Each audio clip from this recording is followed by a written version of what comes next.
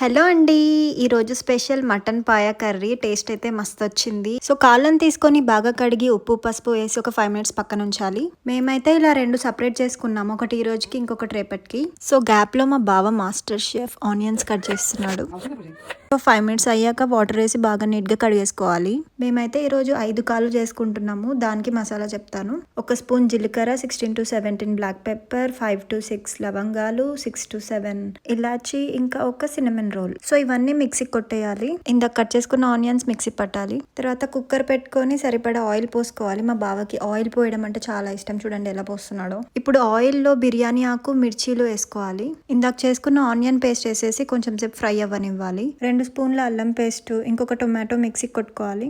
Onions బాగా fry అయ్యాక tomato paste వేసుకొని ఇంకొక 2 మినిట్స్ బాగా కలుపుకోవాలి. ఒక 1 మినిట్ లిడ్ పెట్టేసి వెయిట్ చేస్తే ఆయిల్ అంతా సపరేట్ అవుతుంది. సో ఇప్పుడు మనం తెచ్చుకున్న ఆ 5 కాళ్ళు వేసేసి బాగా కలుపుకోవాలి. తగినంత ఉప్పు, ముందు చేసుకున్న మసాలా, 3 స్పూన్ల కారం, 2 స్పూన్ల ధనియాల పొడి, 2 స్పూన్ల కొబ్బరి పొడి వేసుకొని బాగా కలుపుకోవాలి. ఒక 2 to 3 మినిట్స్ బాగా కలుపుకున్న తర్వాత 2 గ్లాసెస్ ఆఫ్ వాటర్ పోసుకోవాలి. ఇంకా లిడ్ పెట్టేసుకోవడమే. మాకైతే ఒక 20 విజిల్స్ పట్టింది ఉడకడానికి. సో ఫైనలీ అయిపోయింది మన నోరూరే మటన్ పాయ కర్రీ. సో లాస్ట్ లో కొంచెం కొత్తిమీర వేసుకొని కలిపేసుకుంటే రెడీ.